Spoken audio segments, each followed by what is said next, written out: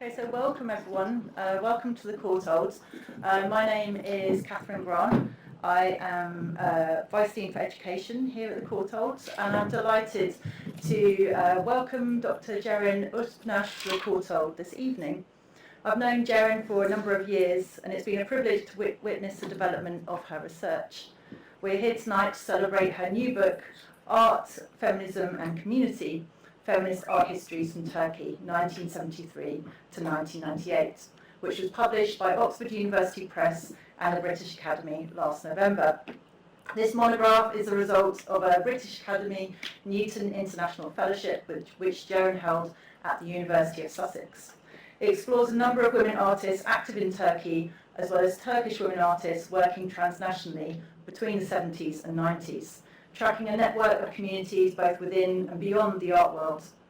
The book builds on Ceren's previous publications, which include her first monograph on the art historiography in Turkey between 1970 and 2010, which she published in 2016, and the fascinating collection Under the Skin, Feminist Art and Art Histories from the Middle East and North Africa Today, which was also published by the British Academy and Oxford University Press in 2020, and was co-edited by Mary Kelly. And if you haven't seen that collection, I would definitely recommend it to you. Ceren has published widely in journals, with her key areas of interest being in revisiting art histories, investigating transnational feminist alliances in the wider Middle Eastern geography, and examining curatorial strategies and discourses around large-scale exhibitions, particularly in the Global South. Her recent research project investigates creative works produced within the diasporic Kurdish communities in the UK. She is currently Senior Lecturer at the University of Brighton, where she is the course leader for the BA Art History and Visual Culture course. She sits on the editorial and advisory boards for a number of publications, including the Association for Art History's journal, Art History, and the new journal, which has just started, I think, in like the last year or so, Cosmos, Feminist Art Practices and Research. Is it 1 year or 2 years old? One. Not even one. Not even one. Okay, just checking. I just haven't been aware of it. It's actually been like 5 years or something. Okay, that's good. It is new. So she's contributed to the online platform AWARE, which stands for Archives of Women Artists, Research and Exhibitions, since 2020, leading a team of researchers and writing biographies of women artists from the Middle East for their online database. And that's another kind of brilliant online resource. If you haven't seen that, I really recommend dipping into it. So hopefully this brief overview of Ceren's research interests and collaborations reveals that she's very much invested in the transnational communities of art and art history that she's animated in the book we're going to discuss tonight, albeit from an earlier moment than our own. I'm very much looking forward to hearing her speak about her book and then having a discussion together with our other invited contributor tonight, Bige Örer. Bige is an independent curator and writer based in London and Istanbul. She is the director of campaigns and global programs at the beautifully titled Four-Legged City Urban Nature Animal Studies Association. It's got like a kind of a very poetic sort of sensibility to it, I like it. From 2008 to 2024, Bige was the director of the Istanbul Biennial. In 2022, she curated Once Upon a Time, the Füsun Ona exhibition at the Turkish Pavilion for the Venice Biennale. I'm very excited to have Bige here to help discuss Ceren's work and also give further context of how the themes in the book connect with her own curatorial practice over recent years. So the format for this evening is going to be that Ceren is going to give a presentation for about half an hour. Following this, Ceren, Bige and myself will discuss some of the themes in the publication, and we'll also open up for questions and comments from the audience. Finally, we'll invite you all to join us for a more informal discussion just down the corridor in the Research Forum seminar room, where we'll have drinks, and you will be able to look at the display copy of the book, pick up a leaflet with a discount, and I really encourage you to take one of the flyers, maybe give it to your institutional library. As many academic books, this is priced often beyond an individual's budget, but I think it's a really important book to have in as many locations as possible. So see if you can find a library or librarian to slip a flyer to. But I will now hand over to Ceren. Thank you. Thank you so much, Catherine, for that lovely introduction. And I would like to first thank very much to the team at the Courtauld Research Forum, particularly Diego, Romy and Kate for organising this book launch, and of course Catherine Grant for agreeing to chair and supporting this event, and Bige Örer for being here in conversation with us. Thank you all for coming. Art, Feminism and Community, Feminist Art Histories from Turkey from 1973 to 1998 is about the relationships between artists, the communities they engage with, and the creative practices that emerge from those connections. I'm particularly interested in how the many roles, environments and lived experiences of artists are closely bound up with their work.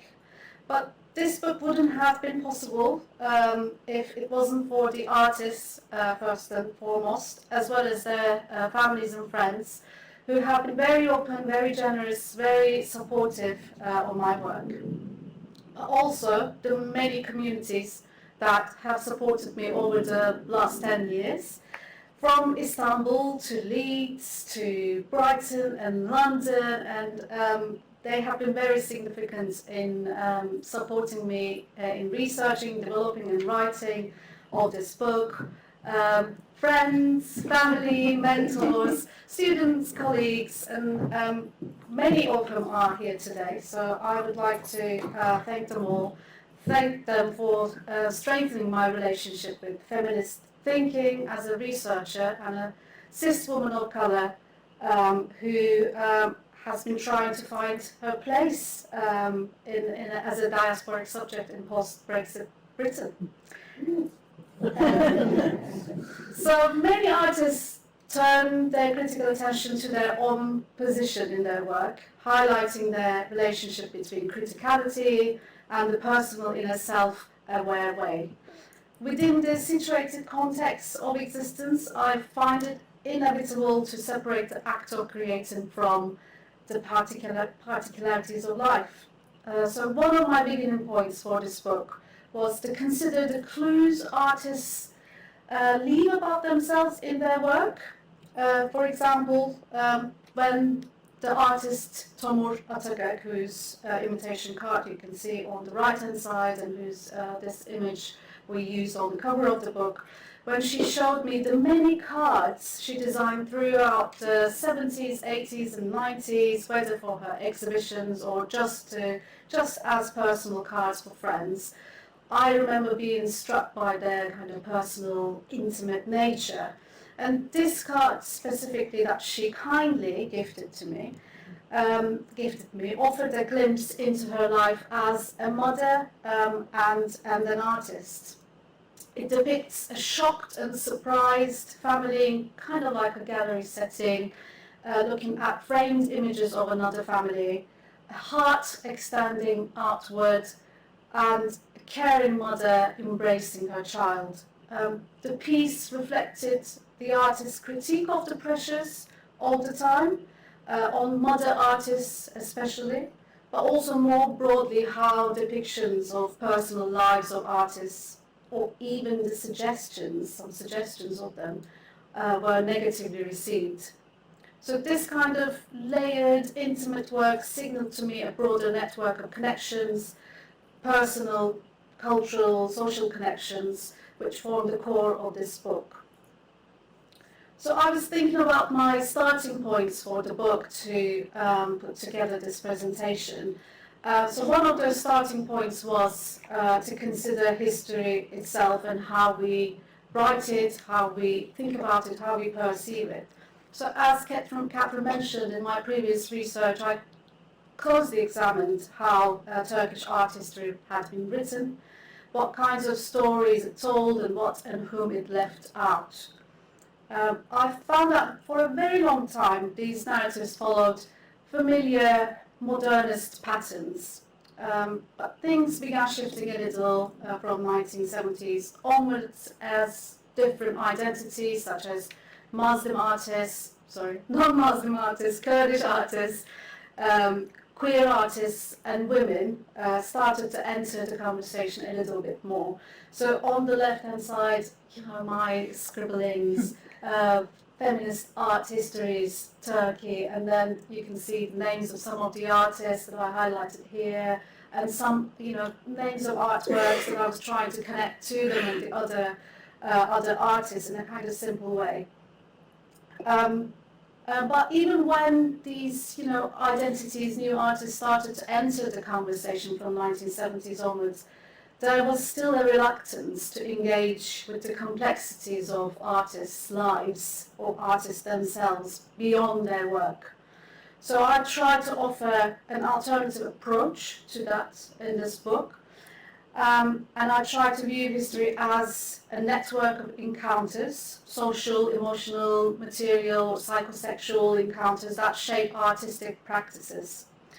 And on the right-hand side, you can see a little bit more how I try to connect artists, places, artworks, themes, concerns, and you can see maybe some more familiar names like key scholars including Irigaray or Kristeva, and some of the artists and some other things might look familiar to you. These encounters unfold in spaces that are local, translocal or transnational, intimate and public, intellectual and political. What interests me is how these experiences help us understand artworks as embedded in situated lives. So these ways of thinking about history obviously are inspired by other feminist art historians, such as Catherine's thinking in her most recent book of history of art as a constellation. That was very useful for me. Alex Segerman also thinking about modern Egyptian history used a similar method, but also seeing history of art as a tapestry was kind of useful. How artworks and artists and events and all that other kind of things can be interwoven, or are interwoven. So these ways of visualizing history were useful to me. And this kind of thinking or these perspectives become especially important when engaging with feminist art histories. And that is, for me, art histories that are feminist rather than histories of feminist art. And I try to adopt a view of feminism in the book as something fluid, contested, made up of multiple voices. And I prefer Turkish sociologist and gender studies scholar Sibel Yardımcı's definition in this respect of feminism, which is a way of thinking, constructing and reshaping relationships with others and ourselves, and as a framework for life. So here's some more of my initial thinking, some more mind maps and notes. And these are more like individual notes on each artist, and I try to highlight some of them as well. So there's İnci's tiny paper, Nil Yalter's, Tomur Atagök's, and I also circled around a few other bits which might look again familiar or interesting maybe to some of you. So these are more show kind of like me trying to understand the kind of worlds artists were creating or navigating, which I think were integral to their efforts to interact within a cis heteropatriarchal society. And I kind of tried to notice when and how they developed feminist consciousness, or a sort of consciousness that can be called feminist, or present feminism-aligned attitudes or feminism-related action, which perhaps led to multiple and diverse journeys or more connections, or brought a renewed sense of commitment to their principles in general, but maybe more specifically to their feminist principles.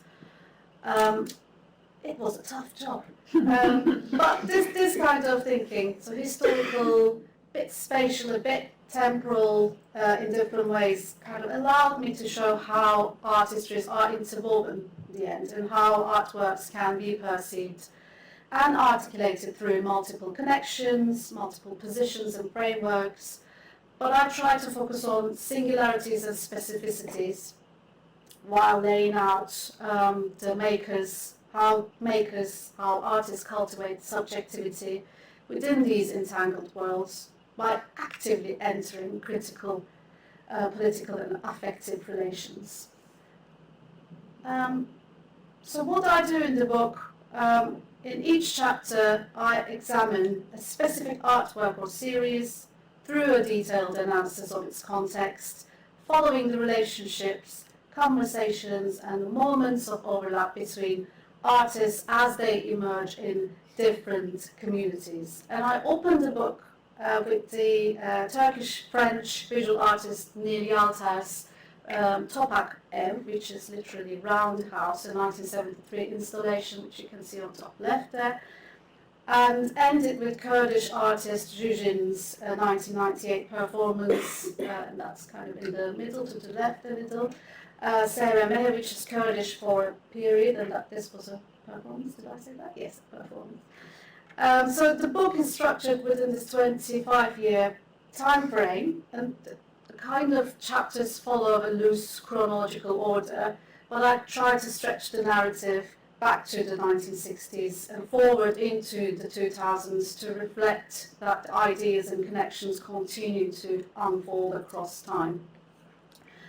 I have 7 artists that serve as my primary case studies, and they are Nil Yalter, Gülsün Karamustafa, Bige, İnci Eviner, Tomur Atagök, Jûjîn, and Şükran Moray. But the book extends beyond these key figures to include over a dozen other creative and cultural personalities, including other artists, authors, and revolutionaries. So what happens from chapter to chapter, and I include a few other images here from Gülsün Karamustafa's chapter, her and her friends, Tomur Atagök's chapter, top right, from an exhibition that she curated with other artists, Şükran Moray from her Bordello performance, and İnci Eviner in her studio in the 1993. So what happens throughout the chapters is that artists appear and reappear in each other's lives or in each other's communities, sometimes as friends, sometimes as collaborators or mentors or partners as they work across communities. So I try to let them do that kind of organically throughout the books, that they appeared and reappeared. And so they go through these political networks, intellectual circles, or ethnic or minoritized communities. They engage with them, they think with them sometimes, or they do these creative collaborations with each other. So there are quite a few different kinds of communities that I look at in the work, including familial ties or personal ties as well. So I try to draw attention to all of these kind of details, maybe, tracing the history beyond the solitary figure of the artist into a wider web of connections. Okay, so for example, I'm going to briefly talk about 2 chapters. And the first one is chapter 1, where I focus on Nil Yalter's 1973 installation, Topak Ev. So this is where I reveal the minoritized communities and creative circles that surrounded the artist in the 60s and 70s. Her political background and commitment to engaging with diverse communities in Turkey and France culminated in this work. So what was this work? So this was basically a tent modelled after the tents of nomadic Turkmen people, Turkmen communities in central Turkey. And the artist conducted extensive research, studying museum collections, consulting experts on Asian cultures, and observing nomadic daily life firsthand. So the work first exhibited in Paris, and it was intended to depict a dedicated sphere for the nomadic woman in a very affirmative way. But it was largely interpreted as a representation of oppression, reflecting dominant white feminist readings of the nomadic woman or the third world woman as a passive monolithic figure, a view that art history has largely perpetuated, not only for this work, but for so many other similar kind of works. But Yalter actually was offering an alternative perspective on subjectivity and gender roles within nomadic life. And she did observe and research their egalitarian gender dynamics and portrayed this space as one claimed and shaped by women.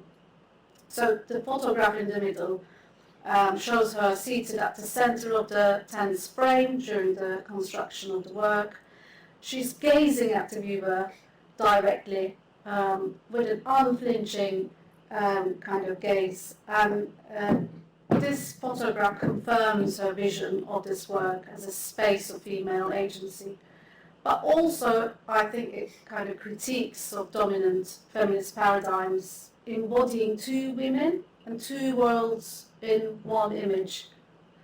So we have Yalter, a woman artist from a Muslim country, living in France at the time, in the 1970s, early 1970s, and the so-called nomadic woman, whose identity defies imperialist and feminist assumptions, so two in one picture.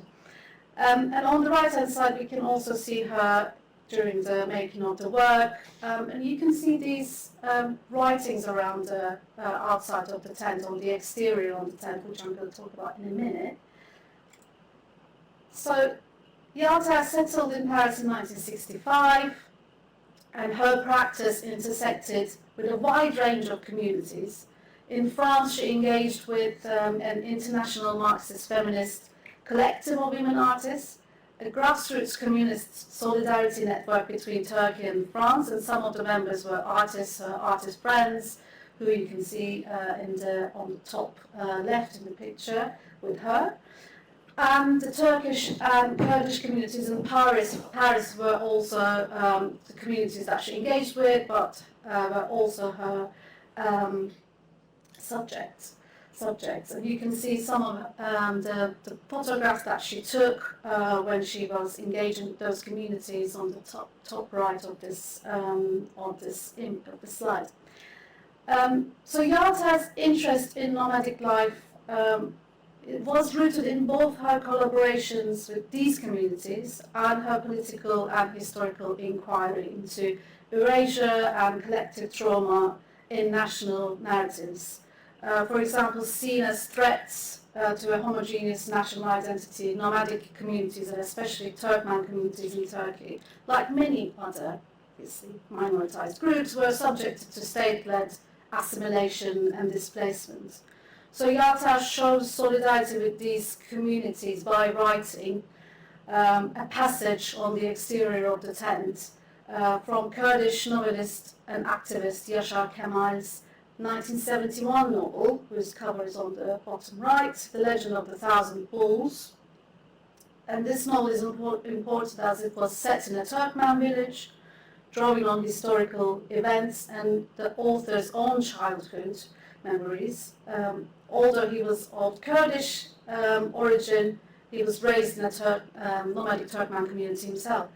So there are all of these links, and the inclusion of his work, this novel, in Topakev, bridges these histories of Turkmen and Kurdish peoples and highlighting shared experiences of violence, displacement, and marginalization. So I think this work reflects the artist's long-standing engagement with these histories and her search for alternative ways of living amid the political upheavals of the period. And through the work, she gestures towards the transnational networks of solidarity and resistance that shaped the world. And at the time, many of Yalter's peers, artists, intellectuals, and revolutionaries such as Yaşar Kemal, left Turkey after the 1968 events and the 1971 coup d'etat. So the tent kind of becomes, in this respect, a site of convergence, weaving together overlapping cultural, political, and personal histories across borders. and channels experiences of displaced communities in a very sensorial way, because you need to enter the tent and feel it for yourself, while challenging dominant narratives and stereotypes of the so-called tribal woman. So I'm going to talk about briefly another example, chapter 3, about Deniz Bilgin's work, and then I'm going to wrap it up. So in this chapter I focus on the tragically shortened life of artist Deniz Bilgin, which was full of engagements with species and worlds, including animals, things, diverse communities in Indonesia, and the intellectual circle of an arts and culture magazine that was formed in Istanbul. So I focus on Bilgin's drawings and gouache works, and the formation of her artistic subjectivity and auto-ethnographic relationship with art. So in the late 1970s, Bilgin briefly lived in Singapore, where she met a group of Indonesian artists who taught her the craft of batik and invited her to travel across Indonesia with them. So you can see a page from her sketchbook on the left-hand side here, which reveals a spirited moment from this month-long trip, depicting her impressions of the inland city of Malang when the group motorcycled through East Java. So during this time, Bilgin learned how to use the pan-like canting to apply hot wax on the fabric surface, to create these complex designs. And if you've done batik at all, you might know how difficult it is to actually control that tool, but control, wax in general. So she created her batiks with the utmost precision, as far as this pen allowed her. And she depicted often these coalesced fluid figures that fused human and more than human forms, and set them against very complex backgrounds. And you can see these two examples. The one in the middle is a batik, and it looks very complex, and the one on the right is a gouache work, but clearly influenced by some of these patterns, some of these complex designs. So the wider body of Bilgin's work, when I look at them, I notice that actually there are links between these traditional floral batik patterns, maybe some of them in a more subdued way, or in kind of with some simplified backgrounds. But River is a good example of this, where she's using this very traditional pattern from batik painting. So there is a lot of depiction of various ecologies in her work in general, which connects to her childhood experiences, childhood encounters with animals in the garden of her family's home in Istanbul. So she had numerous sketchbooks from her adolescence to adulthood, which are filled with depictions of birds and millipedes and lizards. And even her brother still recalls their childhood experiences of scaring each other with the various species that they found in the garden. So she was really, really interested in all of those lives. And her artistic expressions demonstrate with this fascination with the natural environment. And when she returned to Istanbul, bringing all of these different experiences, she found that her batik works were largely disregarded in the art world all the time. So that's early 1980s. And this was based possibly on artistic elitism and sexism. The art world had a tendency of privileging more conventional European art styles rather than craft-based techniques that appeared too ambiguous or too decorative. This is also a very well-known story anyway in all different parts of the world, art world. But the artist was integrated into a like-minded community in Istanbul, maybe a haven for co-creation, feminist considerations, and new critical engagements within this magazine called Defter. And Defter means notebook in Turkish. and was established in 1987 and stopped publishing in 2002, so it had a very long run.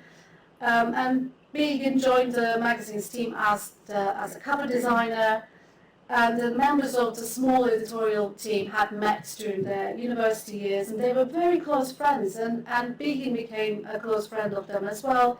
And they spent so much time together, as one would, I guess, when you're producing a magazine, working together, days and nights, thinking together, and dining out together most of the time, as you can see them here, and we can see Bige at the far right of the table where they were having this, really entertaining night with live music.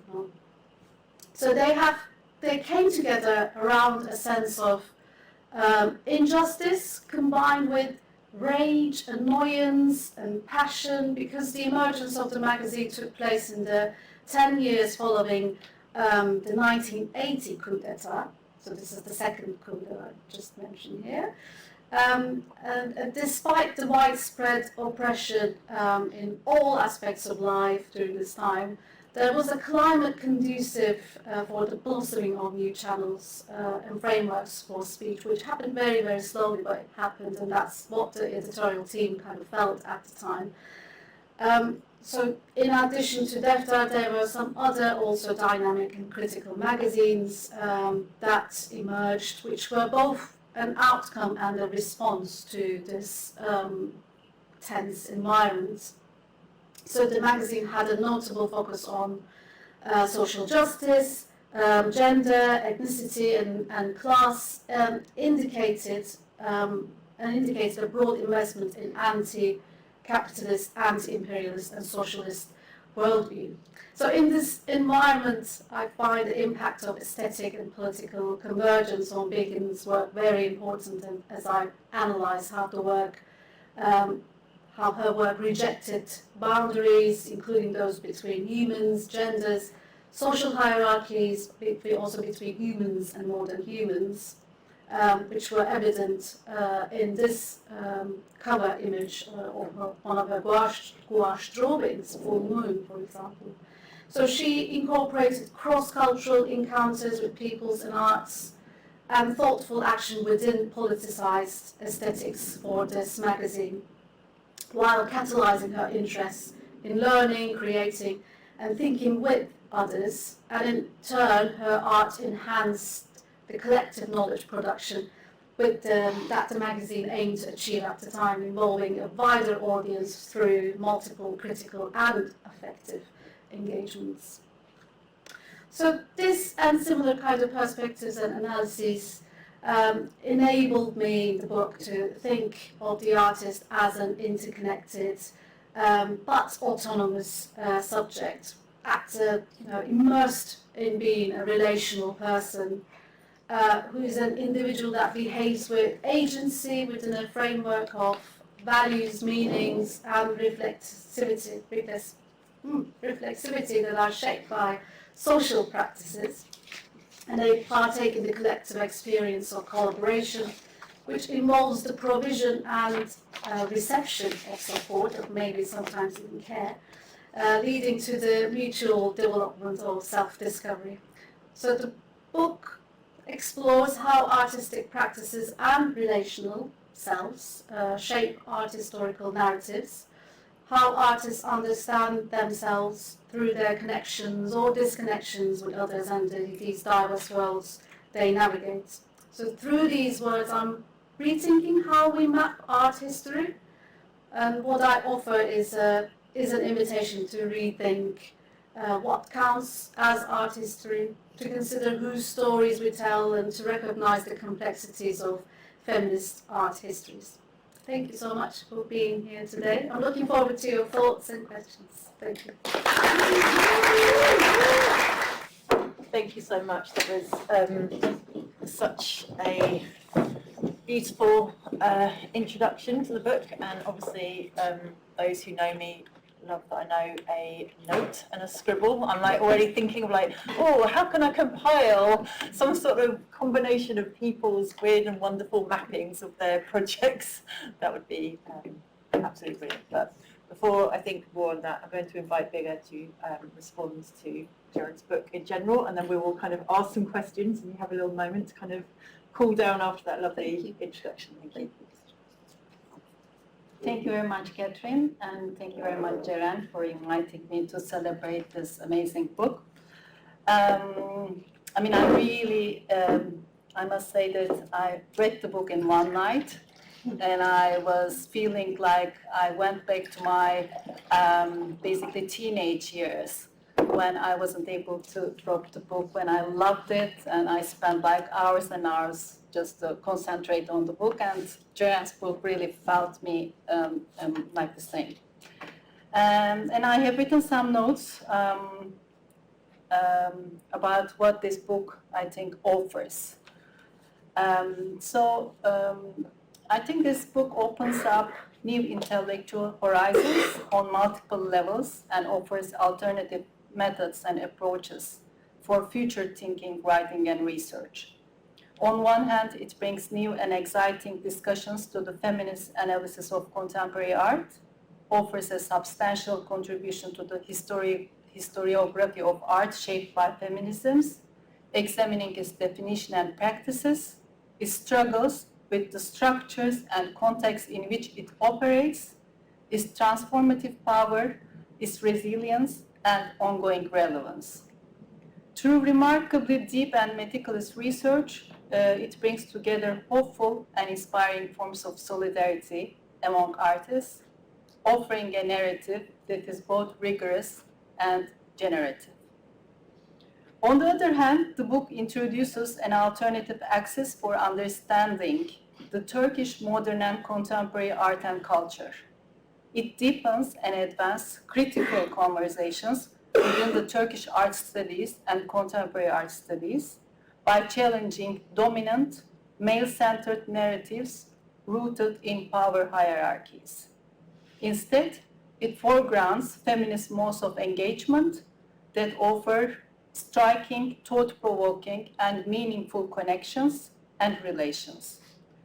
These modes of working and relating are presented not as peripheral nor as marginal strategies, but as central to reimagining narrative of artistic research and production, and also knowledge production.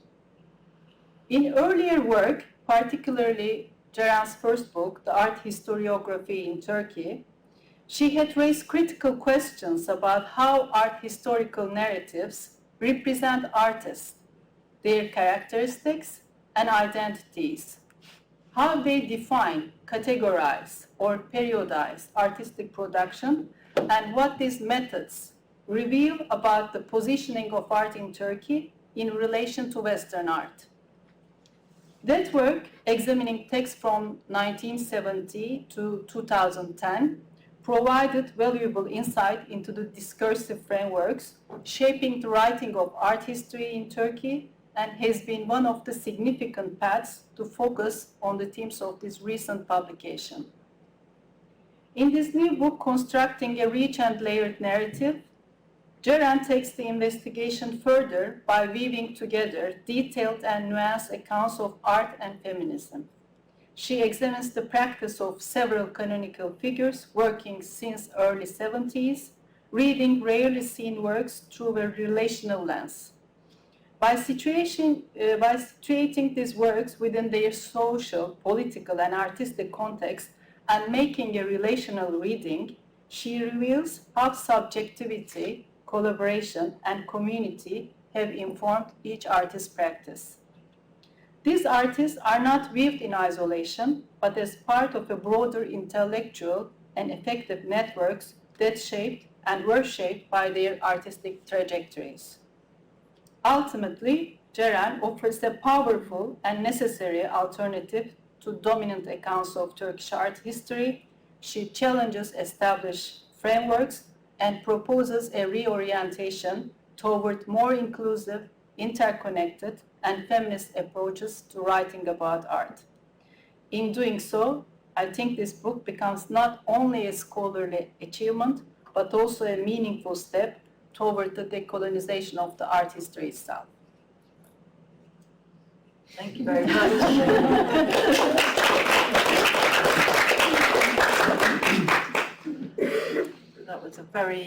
very thorough, and like kind of there's so much in there that we could go into. But I wondered whether we could just sort of move back a little bit and ask Jûjîn to speak a little bit more about the kind of the process of how you started on this book project. So you gave us a little bit of an indication, but you know, kind of from Bige's comments, you can see that sort of your deep engagement with the kind of art history of like art in Turkey, as well as like feminist art history, has like kind of been sort of intertwined in this book. And for someone who hasn't been able to read your first book, it would be interesting to hear a bit more about how you kind of came to work on this project. Yes, thank you, Catherine. Thank you, Bige, for that lovely response. Thank you, Catherine. Yes, it's really interesting how one project evolves to another, or doesn't sometimes. But in this case, it kind of evolved really organically. As I mentioned, so my previous research, which was my PhD, and then it became a book.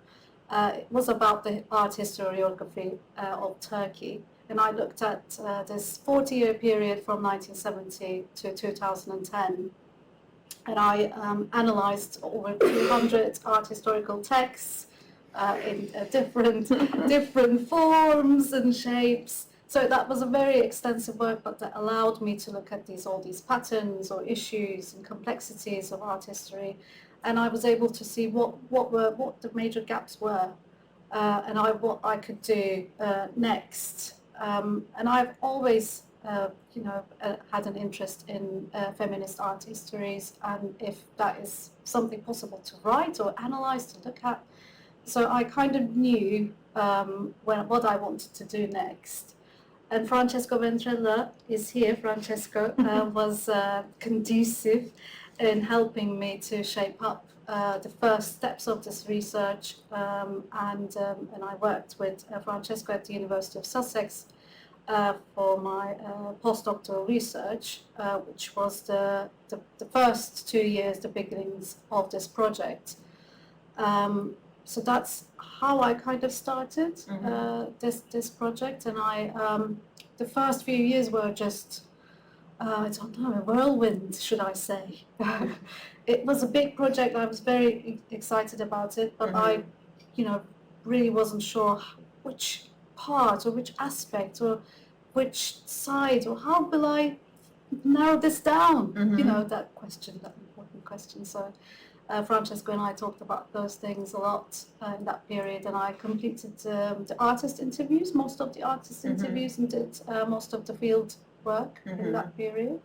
But we can talk about that a little later. Yeah, I mean, it's because it's quite, after doing such a big review of like Turkish art history, it must have made it, I don't know whether it would have made it less or more challenging to then think of your own kind of mapping of a kind of a strand of artistic practice. So was it something where the kind of the artists came first and then you thought about how they fitted together, or were there sort of the certain questions around the kind of ideas of community that you felt like you wanted to address, and then kind of in a way sort of thinking about which bits came first? Yes, that's a really good question. Thank you, Catherine. Yes, I think it was one of those things. There were lots of solitary figures in these art histories that I was looking at. There were lots of survey texts as well, so probably that is why, partially. There were solitary figures, and most of them, conventionally male and from a upper class white Turkish background. So, there were replication of these modernist, European modernist art histories in a very large part. And there were women artists, later on in the 80s and 90s, they became more prominent. There were more publications about them, more narratives, but those narratives were also following those patterns of, telling histories. They were told, their stories were told, or works analysed kind of in the same way as they did for all those other artists. So there weren't really many differences in terms of telling those narratives. And all of these figures looked at, they were solitary figures. They were the narratives, most of them very individualistic, it was very hard to make connections with any other people, any networks, or any communities if they were there at all. The events, political events, social events were important, but the connections of those artists to them were also quite superficial. You know, they responded to this and that, but we didn't know why exactly. So that's where I started to think about, okay, how can I go deeper? What can I do to understand what this artist was doing at that time when they produced this artwork exactly, to make it a bit more specific, and and I remember in my first interviews I was always asking, so who was with you there when you were doing this? Who were your friends? Or, you know, who do you remember from this era? Any other artists, or what did you read? What did you read? That was, and most of the artists remember that, and because they had a lot of significance in their works, at least these artists did. And I think that was the way I started to think about these connections, which later on, it wasn't focused on communities per se, the project at the beginning, but with more information coming up, pushing artists to think a little bit more about certain things, about some of the aspects that we were talking about, and with more research and thinking. And during the writing, some things obviously changed, but communities have always been there. It has become this kind of framework to understand all of these connections and encounters, and to understand artworks a little bit better. Thank you. It's really good to hear, and I've got one follow-up question, and I'll pass on to you. Obviously, you know that I'm invested in art histories that look at kind of lateral, horizontal relationships, and I think it's always a useful way of thinking through art historical connections in a way that kind of goes in and both inside and outside the art world. But I wondered whether was there something specific to the period that you're looking at that makes this particularly useful, or was it something that you feel like is more like your kind of art historical approach that could be applied to any kind of art historical moment or kind of group of artists? I mean, maybe that's an impossible one, but I wish it would be as a methodology. I think the period is kind of important in itself because I worked on it previously, and I knew the ins and outs of it, and it was a period that had lots of political and social upheavals in Turkey, so it was important for so many of the actors that I'm talking about. And also, obviously, it's about access to primary resources. So before 1970, yes, there are publications, but less flexibility in terms of accessing other types of primary resources. So you could get deep into people's archives. Personal archives, mostly personal archives, and because we have some really good emerging or more kind of developing archives in Turkey now, and some artists are just offering up their own archives to this archive, which is good, but it is still in the process. Thank you. Do you want to ask a question? Maybe just, continuing from this question, which will connect to my question of what were the challenges and you encounter while conducting this research, and if there were like any unexpected paths that change your way. And maybe if you could talk a bit more about this process of making this publication. Thank you. That's a very good question. Thank you, Bige. I think, yes, one of the main challenges was access to primary resources, access to archives, finding relevant materials that would be useful. Most of the time it was, I had to depend on the artists' generosity or their friends and families and trying to make connections with them.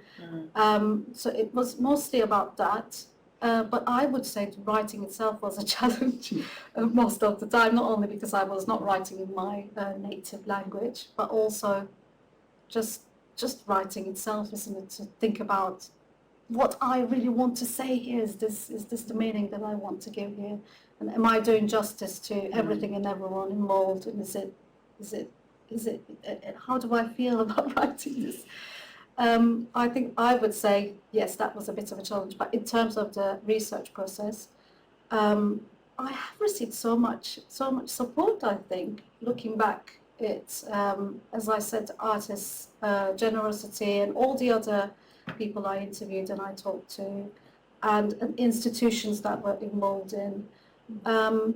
It has taken very long to finish the project and write it, so that was a bit of the challenging juggling many things at the same time. But in terms of the research, maybe I kind of repressed all of those memories. I can't remember anymore. What was really challenging. It's good if you don't remember. I tried to think about this before coming here too. Maybe it will come to me in a minute. It's good not to remember too many challenges. I mean, I think it's very admirable the way that you've woven together the kind of political and social context that for many readers in the kind of Anglo world may not be familiar, so that presents an extra challenge for you to then present the context that you're looking at with these very sort of close, detailed engagements with artwork. So I can imagine that must have taken quite a lot of crafting to get those different balances together. I really appreciate you saying that, Catherine. Yeah, it was. And I was really conscious about that, how much information I can give here that would be useful for the reader, but also wouldn't be redundant in the overall scheme of the book or the chapter. It was quite a kind of, okay, I will put this in and take that out. But yeah, maybe also, yes, I need to mention about, the project itself was obviously bigger than this, bigger than 7 artists and plus dozen others. Yes, I wanted to mention this earlier, sorry, I forgot. That was maybe also one of the challenges that which artists I wouldn't be able to write about in this project. This is not an ultimate work, obviously, so I had to come to terms with that. So some artists I won't be able to include here. But now there are some other works like chapters and articles that are coming out that and I'm able to work on those artists. So Nargis Abeba, for example, a colleague of mine, we wrote an article on Füsun Onur's work.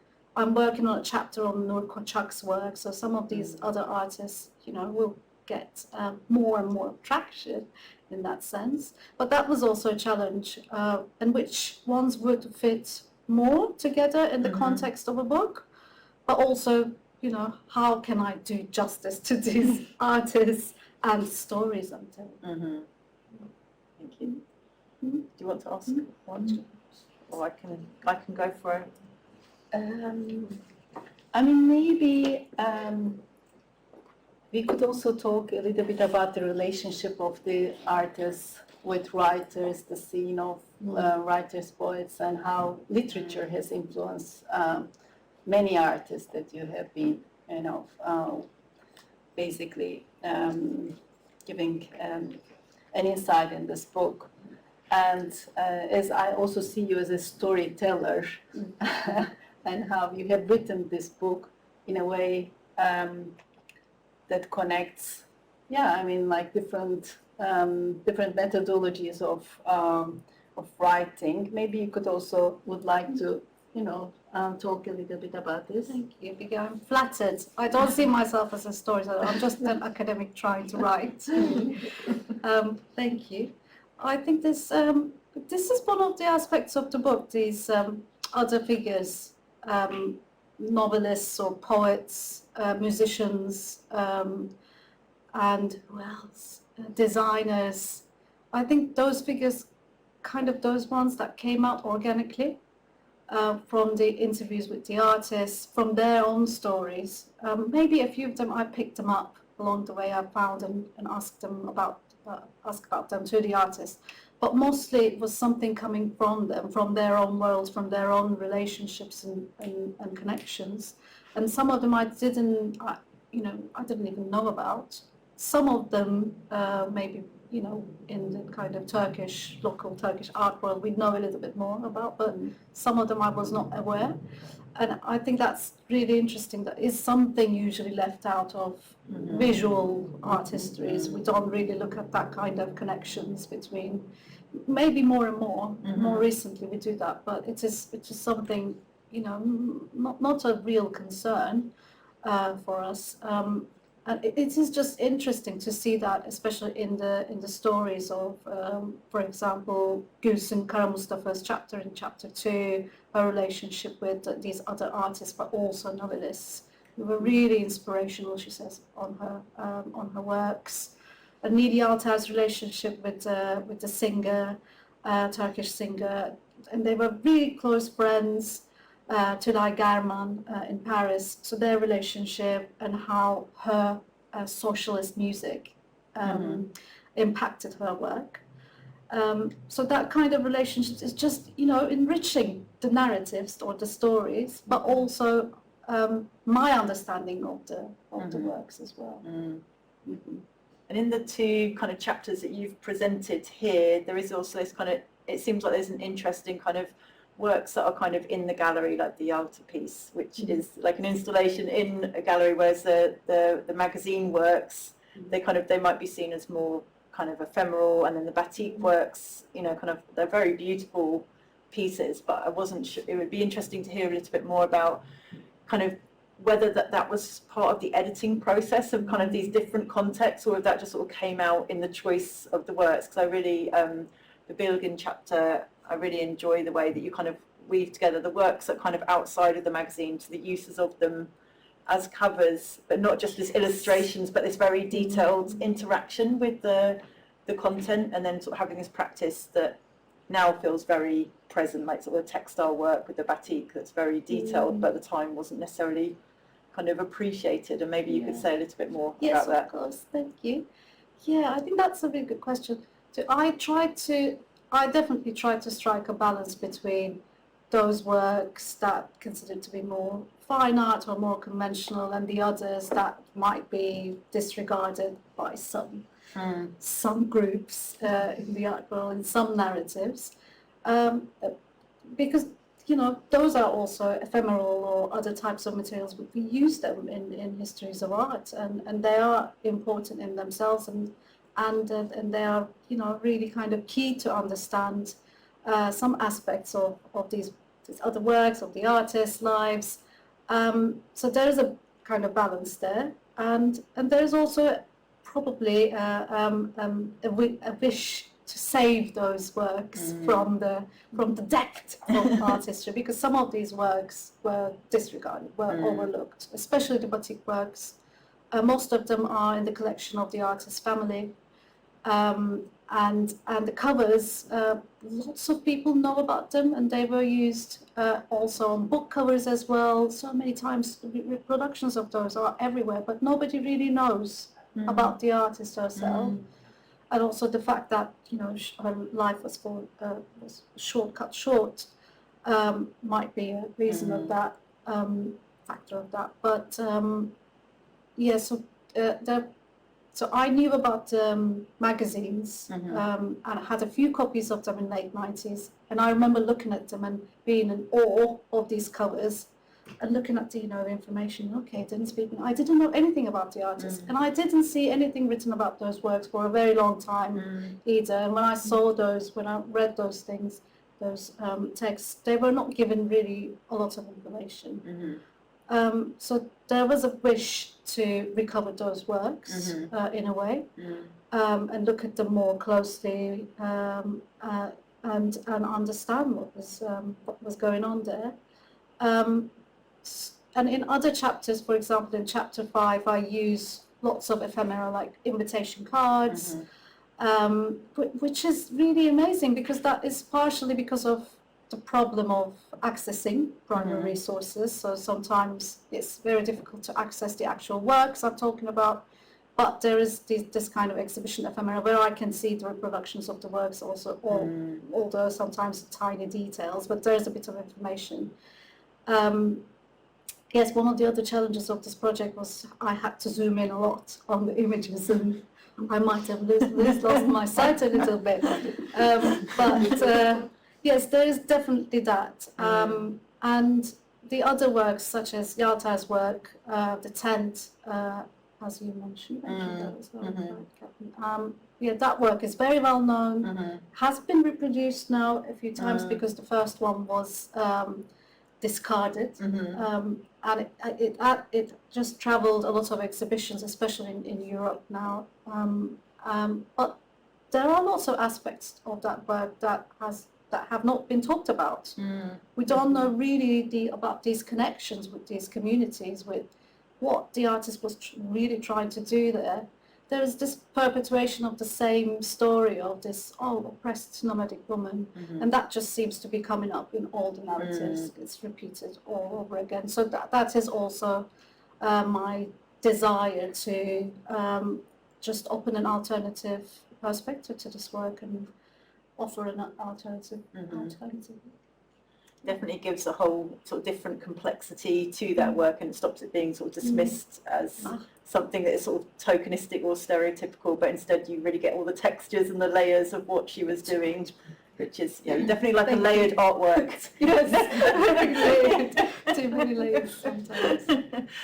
I mean, we were sort of talking before about kind of the period that you're looking at, and I was wondering if you both wanted to reflect on how you see the themes or the kind of the sort of topics in the book relating to contemporary art in Turkey, or the sort of Turkish diasporic art today, and just sort of connecting it, because you do sort of pull the threads into the 2010s in the sort of the end of the book, but it would be great to hear a little bit more about that as we're here today. Yes, I'm wondering if Bige would like to say something first about that. Maybe.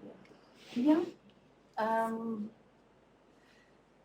Basically, I mean, what stood out to me in this book is also how it brings to light the ways in which artists carved out spaces of resistance, care, and solidarity during times which such gestures were both urgent and difficult. And by thinking about how this book captured a generation of artists who were not on by only producing powerful works, but as you also mentioned, like sometimes really rarely seen works, or maybe not interpreted, in a really right way when they were produced, and also maybe bringing light on how these works have engaged deeply with the feminist movements and intellectual networks and informal collectives of their time. So this historical framing, I think, is especially spatial and resonant today, as contemporary artists in Turkey at the moment are also once again navigating through really complex social and political realities. And the book reminded me of many of the strategies which are being employed also now, collaboration, care networks, politically charged aesthetics, to see that they have deep roots in earlier generations.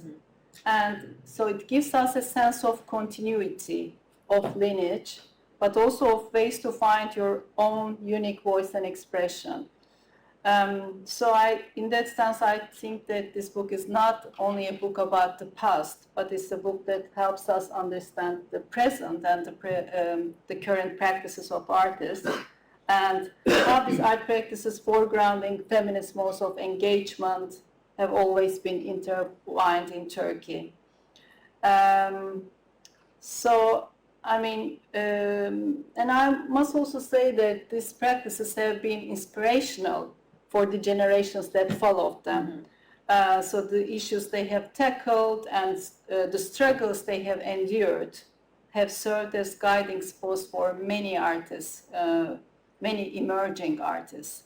And so their influence extended beyond their artistic production. Some have built their relationship, intellectual and creative exchange, when they were like also teaching at the universities, and So they brought new perspectives on artistic research, the use of the studio space as a field of critical thought, experimentation and expression. And others have also contributed to the art ecosystem by creating spaces of solidarity and sisterhood, and introducing and supporting emerging and mid-career artists. So I see there are a lot of links between, you know, artists and giving place in this publication and the generations, you know, who have been influenced by them. Yeah, thank you. That's great. Thank you so much, Bige. Yes, I'm just going to say, you know, as you said, Catherine, in chapter 6, I talk about some more recent artists, Kurdish artists especially, such as Zehra Doğan. And that's kind of part of my new, most recent project as well, Kurdish diasporic artists in London and Berlin. So that is a kind of thread that I'm pulling in the book, but also out of the book as well. And there are so many emerging Kurdish artists in Turkey, but also outside of Turkey. And I think most of them are doing this kind of, you know, political, feminist work and collaborative work as well. So I think that's really, really amazing to see, and they're being a little bit more, you know, supported in different art worlds. So that's really great. And also there are many other artists in Istanbul as well, doing having more kind of creating feminist collectives and putting on feminism themed shows, and one of them was just last year at Depot, Istanbul. What's the name of that? Alaca Heyheyler. Alaca Heyheyler. That was an amazing exhibition if anyone would like to look it up online. So there's a lot of, you know, dynamism in that sense, and links between some of the things I'm talking about. So there's more of a kind of solidarity and community and networks of solidarity and community. I was going to say one thing, but I forgot. There are a few artists that we might want to mention, but maybe we'll do it a bit later. Yeah, I mean, I think that's really fascinating to think about those connections and the kind of artists as sort of teachers, and also setting up structures that are then replicated. And that leads me to a question about a chapter that you haven't covered so much in the presentation on Tomur Atagök's work. And you discussed 2 all-women exhibitions that she curated. And I know that kind of exhibition history is one of your also sort of specialist topics. So I thought it might be interesting to hear a little bit about it, because obviously the all-women exhibition has been a device that's both been very important but very contentious within feminist art history, and you've looked at it in relation to more recent exhibitions. And I wondered whether you thought that these earlier exhibitions had a different quality due to being curated by an artist, and kind of how it was kind of navigating that sense of artists trying to create their own context and their own history through these curatorial works. That's a very good question as well. Very interesting. Thank you, Catherine. Yes, it's an interesting one, isn't it? So this role of the curator and role of the artist has been very rigidly separated in the Turkish art world. So there were lots of debates about this, artists curating exhibitions or trying to become a curator since the 1980s. Since I was a student, there were lots of debates about this. So in chapter 6, Tomur Atagök, an artist, an educator, a curator, that's what she has done for all her life, and she recently passed away. And what she did in the 1990s in the Istanbul art world was, I think, very important. In some ways, reductive in, you know, recreating these gender dichotomies and doing women-oriented, women-focused artwork with only women-identifying artists.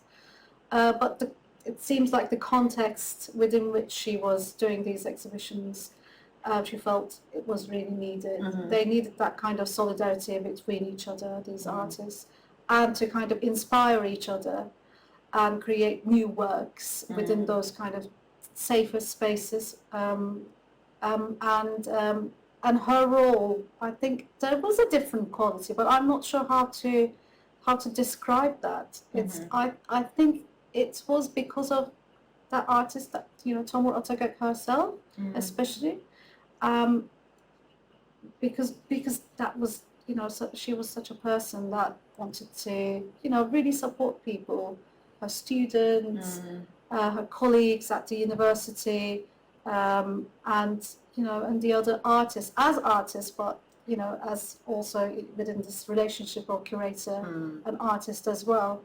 So that was a very kind of nurturing, caring community that she created there, and the results that were displayed in those exhibitions were kind of really different than many others that were curated at the time. I would say they were quite new works, creating new relationships with the past, with the histories of feminism, or art that was inspired by feminist ideas 100 years ago. So creating this kind of links between these artists in the 90s and the artists in the 1920s who were creating. So that was like a really special relationship, I think, for those artists then. And they were trying to understand their own past, which was kind of a bit hidden to them, a bit like it was not really accessible in that way.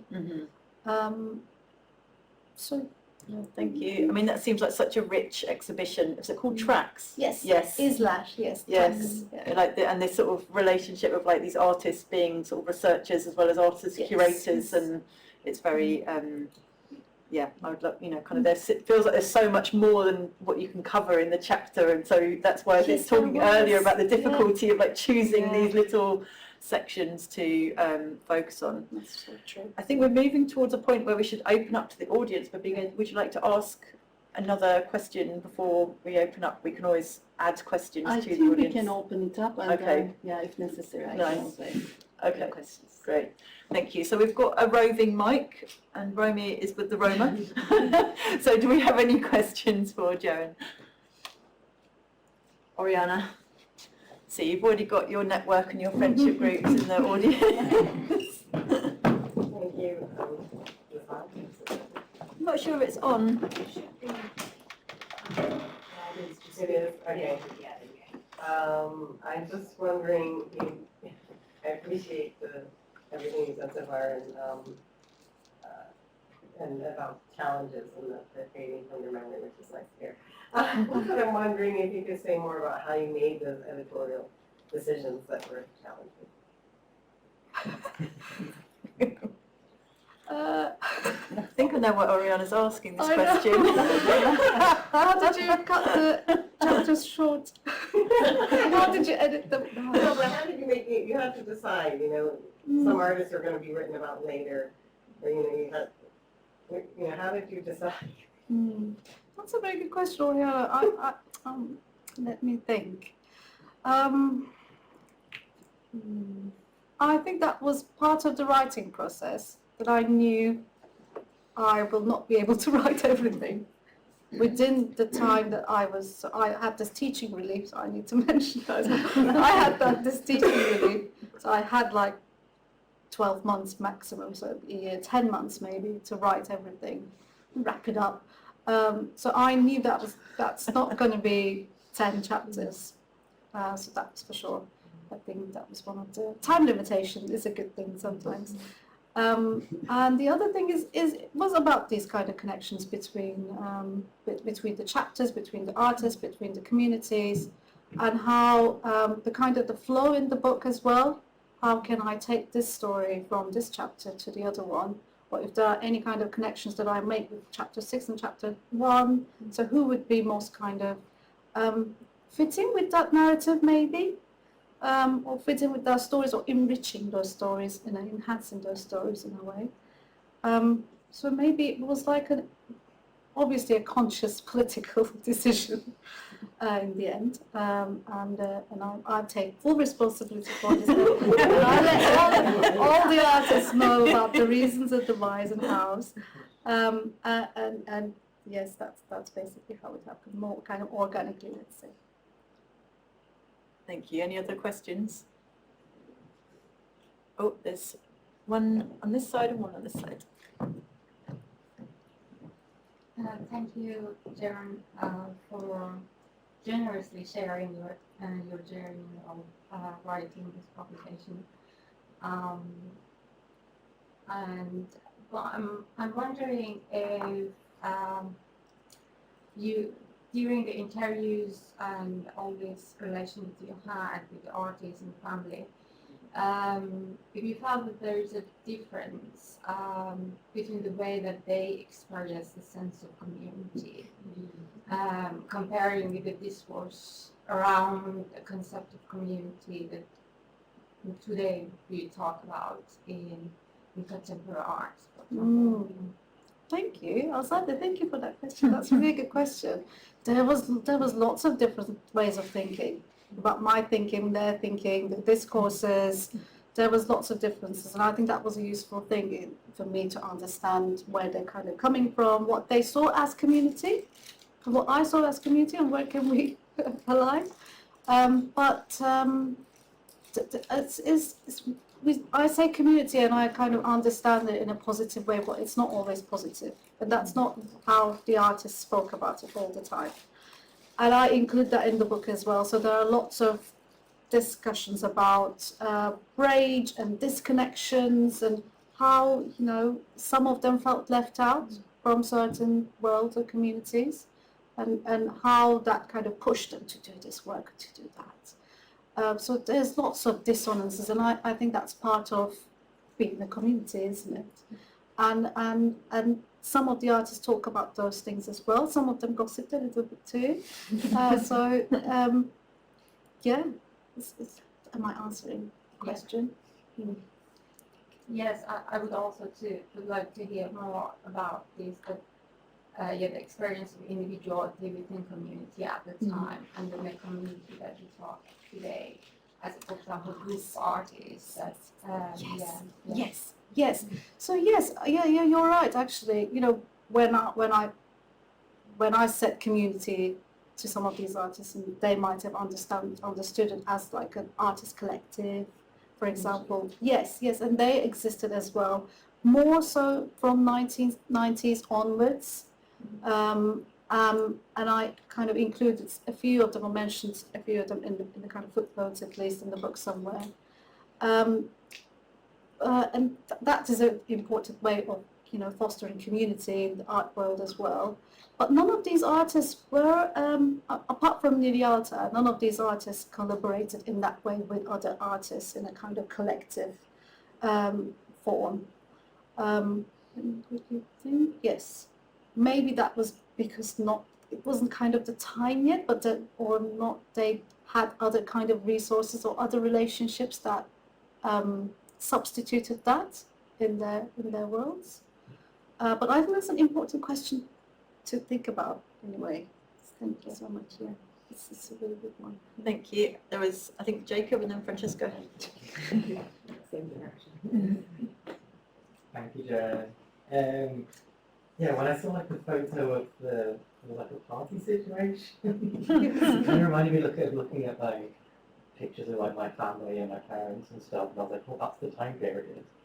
So I was wondering if you had, like, when you talk about the interconnectedness in the community and stuff, when you are like looking at those images and you're like hearing those stories, how were you related to all those situations? So you're like the observer of this constellation, but also how are you? Yeah, is it like you're learning about all the entities, or are you a time traveller who's there as well? Oh, I couldn't hear the last part. Sorry. Can you say that? So is it like you're learning about all your aunties? Aunties. Or is it like you're a time traveller, or you're just like, I'm a passive observer during art history? Thank you so much for that question, Jacob. That's really, really, really interesting. I don't think there's such thing as an observer, passive observer. I think that's almost impossible, isn't it, to be so passive? This is obviously a very personal project to me, very subjective. I'm entangled in this project quite a lot. But I think a little bit of all those things in some ways. In some cases I learned about, the friends and the colleagues and the parties. There was actually a party, a 40th 40th birthday party for Dennis Bige with another artist that I talk about in the book. They had a party together, and amazing. I don't have pictures of that. I would have included it, definitely. But yes, I learned a lot, yes, and some others I knew a little bit about these communities and connections. So I just, I asked a little bit about them. So there was a bit of everything, I guess. And yeah. Yes, thank you for that comment about, your seeing your parents. That's an interesting one. I think that is one of the, it's a very positive photograph of that editorial team working together. But, so I interviewed a couple of the members of the editorial team, and they said, it was difficult. It was very stressful, because they didn't have any financial resources. They had the backing of a publisher, but they didn't do much. So they had to do everything on a typewriter. And they worked together. They were also in relationships with each other, not only friends, but the husbands and wives were involved in that editorial team. So it was very personal, very difficult, very intense. So that was one of the good days or good nights that the team that had.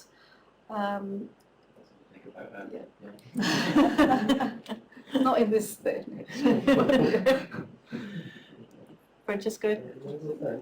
Got a whole stream of questions now. Probably follows from Jacob's question a bit, because thinking about your trajectory and the work that you have done on historiography, which is, as you said, 200 texts, right?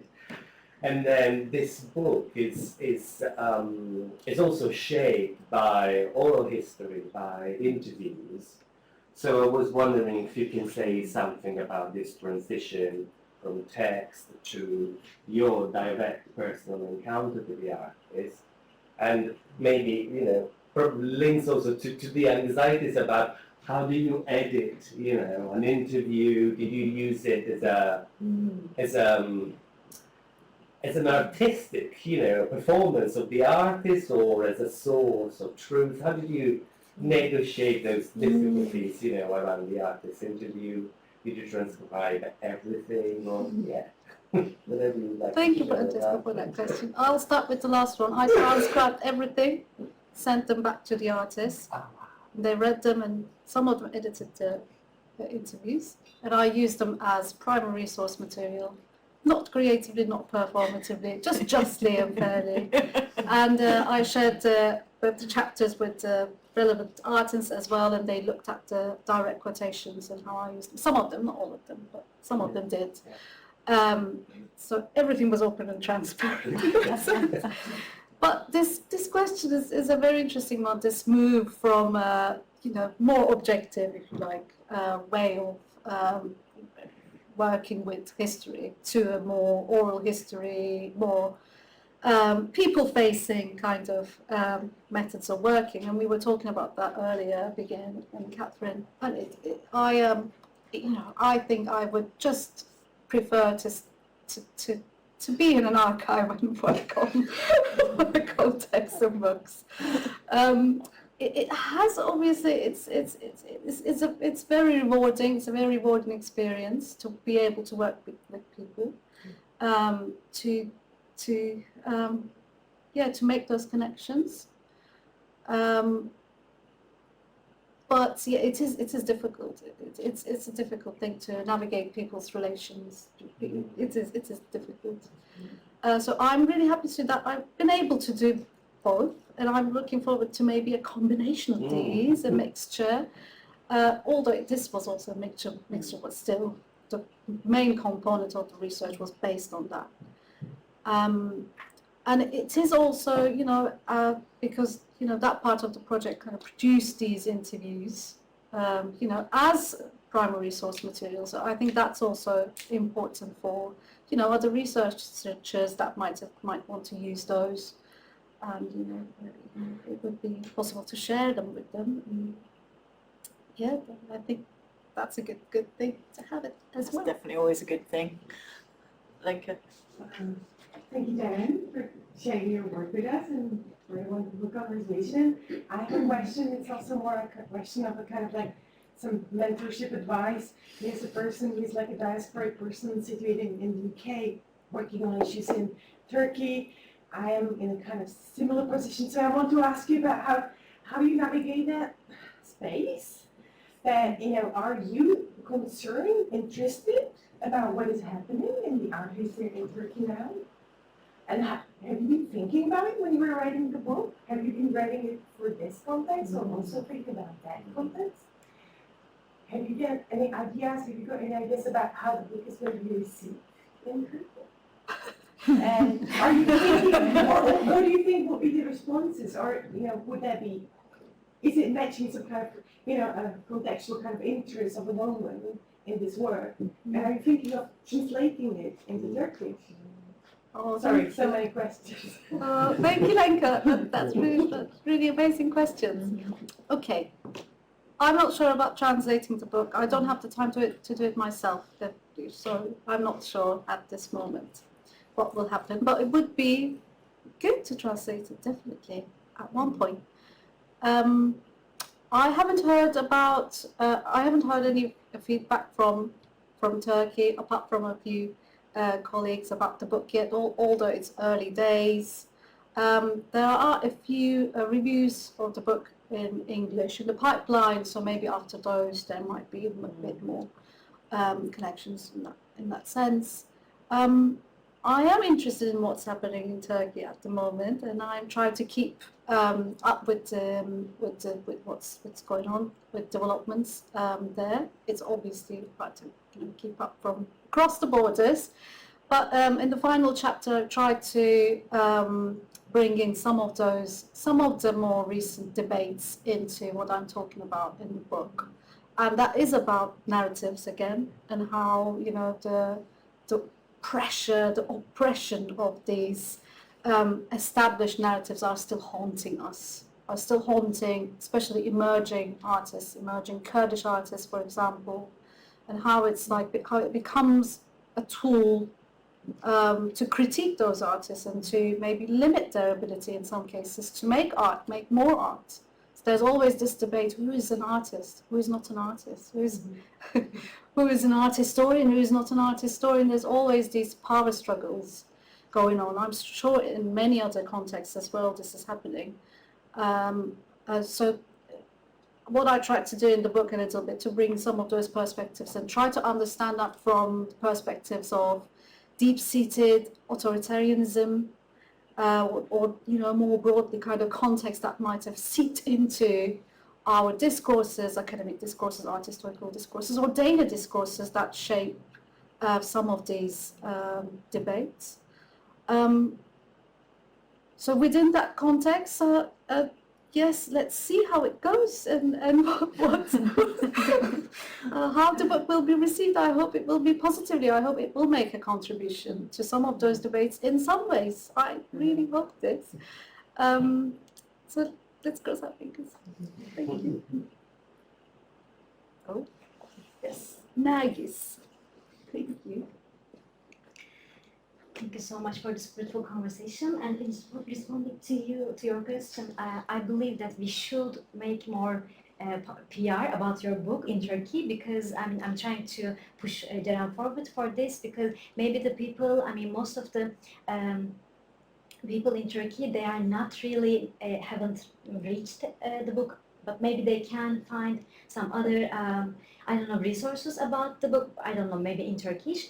But the thing is, I was, when you were talking, I was asking myself, like, what about the challenges? But when it comes to the challenges, it's a little bit draining to work with that artist, but on the other hand, it's even more draining to work with the living ones, because sometimes they don't want to share their some of their works, or because they don't they think that the work itself doesn't represent themselves anymore, so they don't wanna share this with the public. So there are so many issues that we art historians or creators or I don't know, like people in art field actually, you know, I don't know, like this is a huge problem for me. So for you, how happened? I mean, how come have you actually succeed?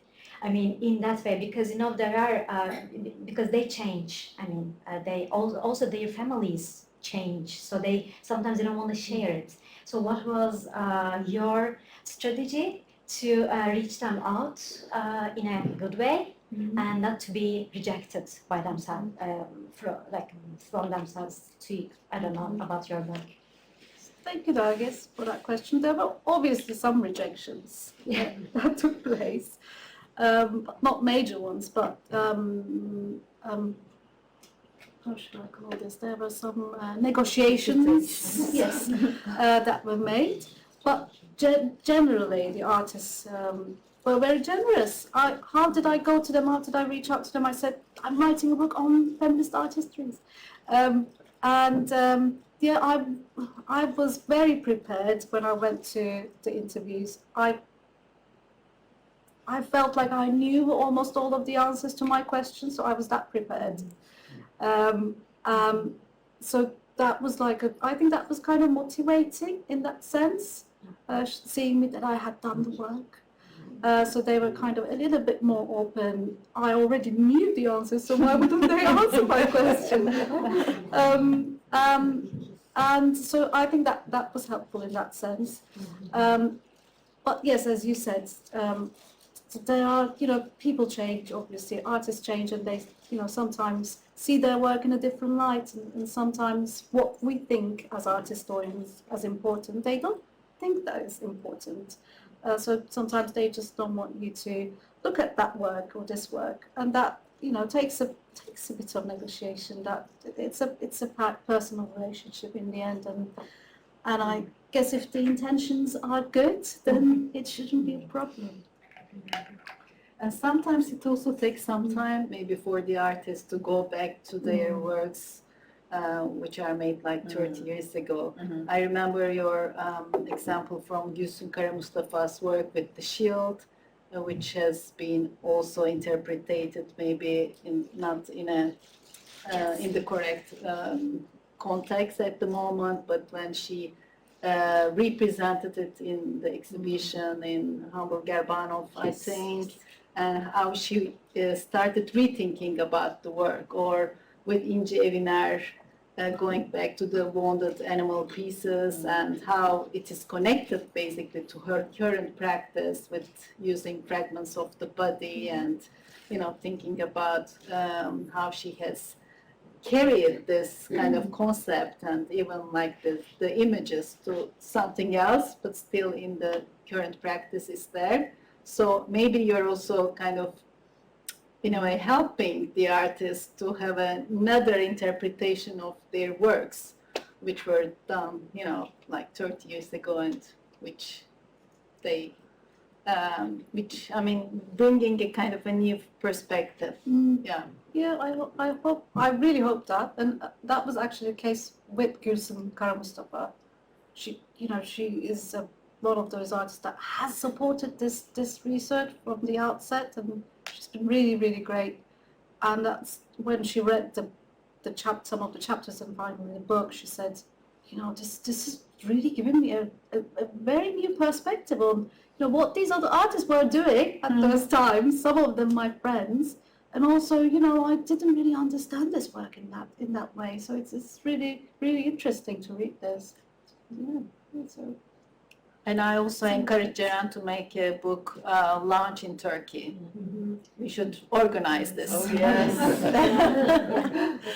Well, thank you everyone for your questions. We're kind of running over into the time where we should be going to have a glass of wine. I know there's lots and lots of topics we haven't even touched on yet in this conversation, but for now I just want to thank Ceren, thank Bige, thank all of you for being here, and then please come along, have a glass of wine, ask all those additional questions, and we'll continue the conversation in a slightly more informal setting. But for now, thank you very much.